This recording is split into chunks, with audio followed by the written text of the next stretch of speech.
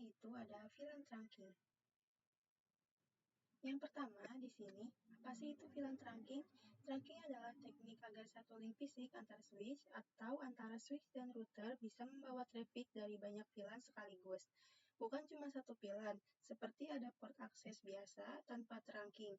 Nah, misalnya kamu butuh satu kabel fisik terpisah untuk setiap VLAN yang ingin dihubungkan antar switch. Jelas tidak efisien, begitu jumlah VLAN banyak bertambah.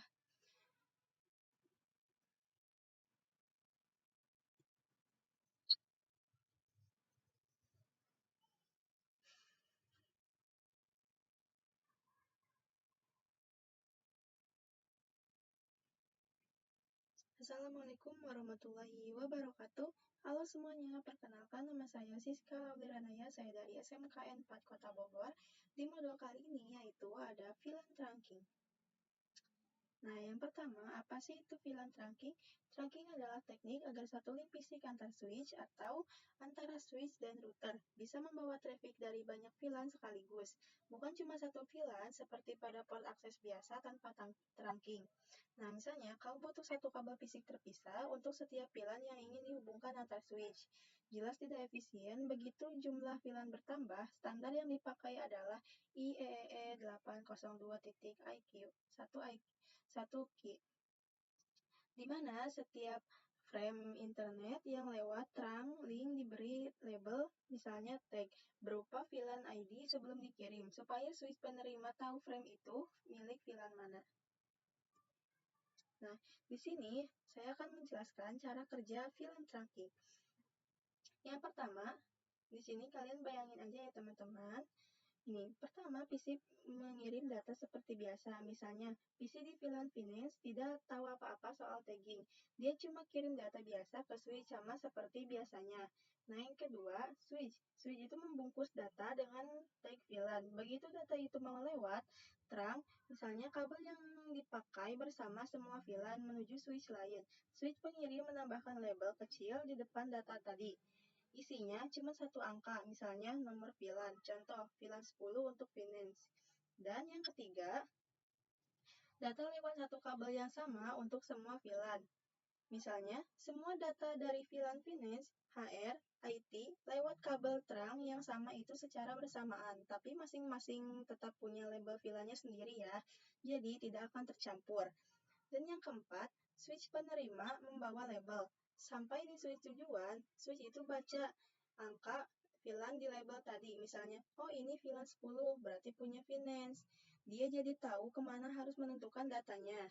Dan yang kelima, label dilepas sebelum sampai PC tujuan.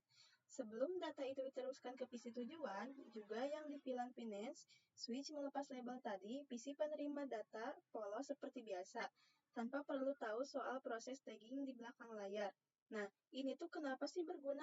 Coba, bayangkan tanpa sistem amplop tadi, kamu butuh kurir dan tas terpisah untuk tiap departemen.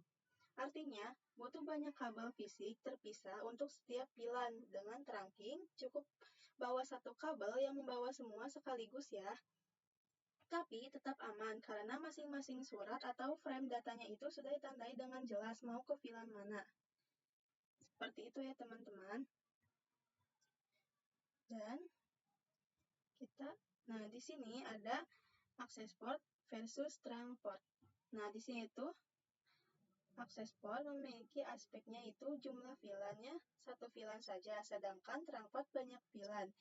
Dan di sini itu memakai untagged dan di sini tagged kecuali native VLAN ya. Nah, di sini dipakai untuk koneksi ke end device, misalnya PC, printer, atau AP. Dan trunk port itu koneksi antar switch ke router atau server dengan trunking.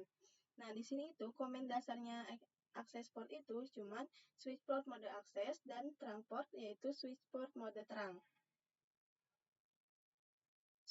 Nah, di sini itu ada kelebihan VLAN trunking. Kelebihannya itu efisiensi penggunaan port pada kabel fisik. Ini adalah keuntungan paling mendasar tanpa trunking. Misalnya, kalau kamu punya 10 VLAN yang perlu dihubungkan antar dua switch, kamu butuh 10 port fisik dan 10 kabel terpisah di masing-masing switch.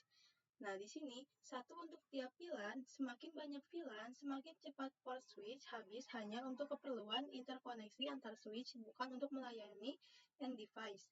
Nah, dengan trunking, satu link fisik saja atau satu bundle ether channel sudah cukup membawa traffic dari semua VLAN yang dibutuhkan.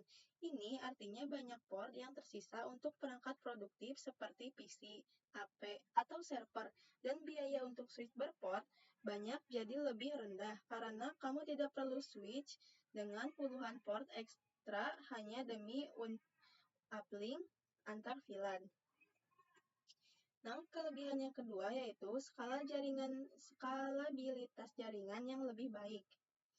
Nah, karena satu trunk link bisa membawa hingga 4094 VLAN. Dibatasi rentang VLAN ID 1 sampai 4094. Penambahan VLAN baru di jaringan tidak memerlukan penambahan kabel fisik baru. Misalnya kamu cukup membuat VLAN baru di switch, misalnya VLAN 40. Dan yang kedua, menambahkannya ke allowed VLAN list di trunk yang relevan, misalnya switch trunk allowed VLAN ADD 40.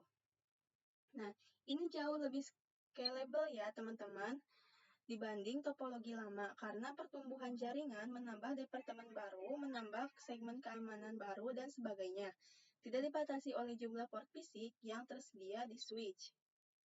Nah, jadi intinya kelebihan VLAN trunking mengubah keterbatasan fisik, jumlah kabel, dan port menjadi masalah logis, misalnya konfigurasi VLAN ID, sehingga jaringan jadi lebih hemat biaya, scalable, fleksibel, dan mudah dikelola, sekaligus tetap mendukung kebutuhan keamanan, QoS, dan redundansi modern. Di sini juga ada kekurangan VLAN trunking. Kekurangannya itu kompleksitas konfigurasi dan manajemen. VLAN menambah lapisan konfigurasi baru yang harus dikelola dengan hati-hati. Setiap switch harus dikonfigurasi secara konsisten. VLAN mana yang dibuat, port mana yang diakses, dan berapa. Trunk mana yang membawa VLAN apa saja, native VLAN-nya apa, dan seterusnya. Di jaringan besar dengan puluhan switch dan ratusan VLAN, kompleksitas ini meningkat drastis dan rawan human error. Misalnya, lupa menambahkan VLAN baru ke allowed list di salah satu trunk, sehingga sebagian user tidak bisa terhubung ke VLAN yang seharusnya sudah aktif. Begitu saja teman-teman penjelasan VLAN trunking dari saya. Mohon maaf kurang lebihnya. Wassalamualaikum warahmatullahi wabarakatuh.